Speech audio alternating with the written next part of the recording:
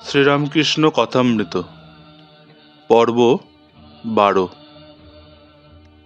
শ্রী শ্রী পরমহংসদেব সিঁথির ব্রাহ্ম সমাজ দর্শন করতে এসেছেন।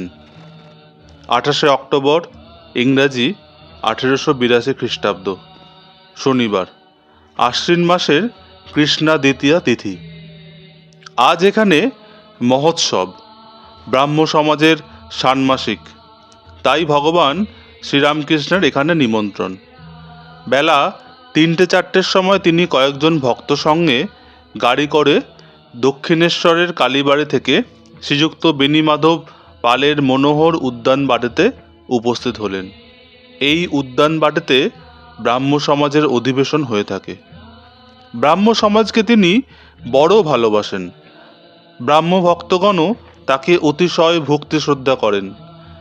এর আগে অর্থাৎ শুক্রবার বিকালে কত আনন্দ করতে করতে সশিষ্য শ্রীযুক্ত কেশবচন্দ্র সেনের সাথে ভগীরথী বক্ষে কালীবাড়ি থেকে কলকাতা পর্যন্ত ভক্ত সঙ্গে স্টিমারে করে বেড়াতে বেরিয়েছিলেন।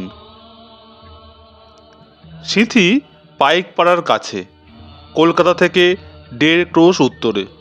উদ্যানবাটিটি মনোহর, স্থানটি অতি নিভৃত, ভগবানের উপাসনার পক্ষে বিশেষ উপযোগী। উদ্যান স্বামী বছরে 2বার মহোৎসব করে থাকেন, একবার শরৎকালে আর একবার বসন্তে। এই মহোৎসব উপলক্ষে তিনি কলকাতার ও সিঁথির নিকটবর্তী গ্রামের অনেক ভক্তদের নিমন্ত্রণ করে থাকেন। আজ তাই কলকাতা থেকে শিবনাথ শাস্ত্রী প্রভৃতি ভক্তগণ এসেছেন।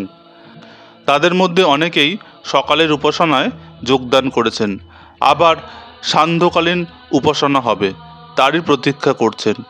বিশেষত তারা শুনেছেন যে অপরাহ্নে মহাপুরুষ শ্রীরামকৃষ্ণের আগমন হবে, তাই তারা তাঁর আনন্দমূর্তি দেখতে পাবেন, তার হৃদয় মুগ্ধকারী কথামৃত পান করতে পারবেন, তার সেই মধুর সংকীর্তন শুনতে ও দেবদুর্লভ হরিপ্রেমময় নৃত্য দেখতে পাবেন।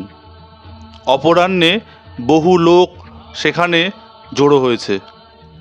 অনেকেই শ্রীরামকৃষ্ণের আগমন প্রতীক্ষায় আগে থেকে আসন অধিকার করে বসে আছেন। উদ্যানের প্রবেশদ্বারে পানের দোকান, প্রবেশ করে বোধ হয় যেন পূজা বাড়ি। রাত্রিকালে যাত্রা হবে। চতুর্দিক আনন্দে পরিপূর্ণ। শরতের নীল আকাশে আনন্দ প্রতিভাসিত হচ্ছে। উদ্যানের বৃক্ষলতা গুল্মের মধ্যে সকাল থেকে আনন্দের বাতাস বইছে। আকাশ, জীবজন্তু, বৃক্ষলতা যেন এক টানে গান করছে। আজি কি হরষ, সমীর বহে প্রাণে, ভগবত মঙ্গল কিরণে। সকলেই যেন ভগবান দর্শন পিপাসু।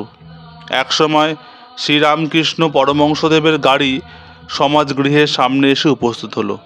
সকলেই আসন ছেড়ে উঠে দাঁড়িয়ে মহাপুরুষের অভ্যর্থনা করতে লাগলেন। তিনি এসেছেন, চারিদিকের লোক তাকে গোল করে ঘিরে রয়েছে। সমাজগৃহের প্রধান ঘরের মধ্যে বেদি রচনা হয়েছে, সেই স্থান লোকে পরিপূর্ণ।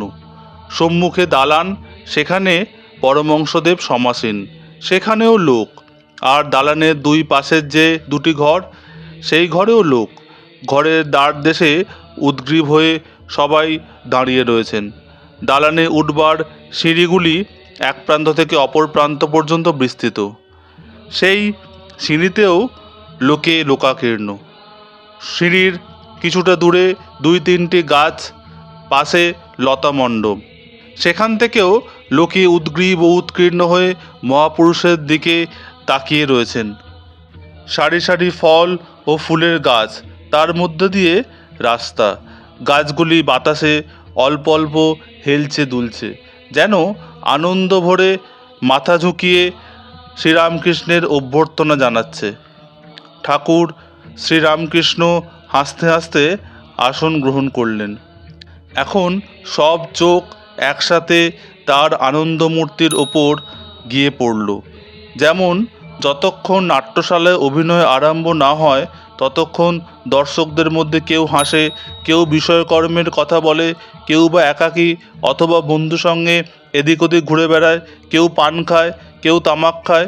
কিন্তু যেই ড্রপ সিন উঠে যায় অমনি সকলে সব কথাবার্তা বন্ধ করে দিয়ে এক মনে এক দৃষ্টে নাট্যরঙ্গ দেখিতে থাকে।